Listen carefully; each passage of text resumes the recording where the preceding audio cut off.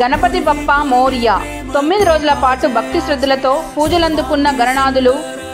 గంగమ్మ ఒడిలోకి చేరుకుంటున్న సందర్భంగా గణేష్ నిమజ్జన శోభాయాత్ర ప్రశాంతంగా అంగరంగ వైభవంగా జరగాలని కోరుకుంటూ తెలంగాణ రాష్ట్ర ప్రజలందరికీ గణేష్ నిమజ్జన శుభాకాంక్షలు